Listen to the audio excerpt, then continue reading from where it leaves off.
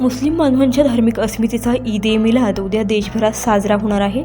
या पार्श्वभूमीवर नाशिक शहरातील मिरवणूक शांततेत आणि शिस्तबद्ध वातावरणात पार पडावी यासाठी पोलीस प्रशासनाने तयारी सुरू केली। पोलीस अधिकाऱ्यांनी मिरवणुकीच्या मार्गाची पाहणी करून आवश्यक त्या उपाययोजनांच्या सूचना संबंधित यंत्रणांना दिल्या आहेत। पोलीस आयुक्त संदीप कर्णिक, उपायुक्त मोनिका राऊत, सहाय्यक आयुक्त प्रमोद वाघ, वरिष्ठ पोलीस निरीक्षक राकेश चौधरी यांच्यासह अधिकारी पाहणीवेळी उपस्थित होते। पोलीस उपायुक्त मोनिका राऊत यांनी मिरवणूक मार्गावर लावण्यात आलेल्या सीसीटीव्ही देखील तपासले।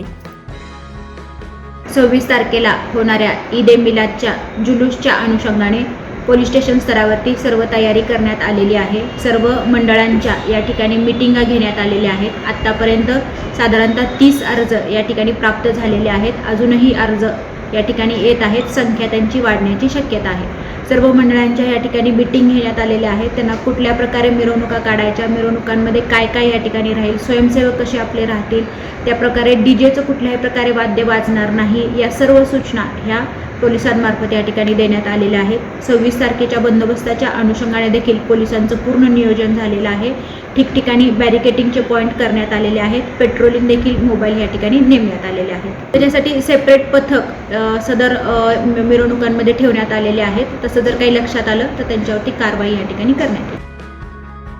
तसेच मिरवणुकीच्या नियोजनासाठी भद्रकाली पोलीस ठाण्यात शहरे खतीब हाफिज हिसामुद्दीन असरफी यांच्यासोबत चर्चा करण्यात आली। या चर्चेनंतर मिरवणुकीत सहभागी होणाऱ्या विविध मंडळांचे पदाधिकारी आणि सीरत कमिटीच्या सदस्यांची बैठक देखील बोलावण्यात आली होती। यावेळी डीजेचा वापर टाळावा, स्पीकरच्या वाहनांची उंची कमी ठेवावी आणि शक्यतो लहान वाहनांचा वापर करावा अशा सूचना पोलिसांनी दिल्या। प्रत्येक मंडळानं स्वयंसेवक नियुक्त करून मिरवणुकीदरम्यान अनोळखी व्यक्तींवर लक्ष ठेवावे असं आवाहन करण्यात आलं। 9 न्यूज महाराष्ट्रासाठी प्रतिनिधी इसाक कुरेशी, नाशिक।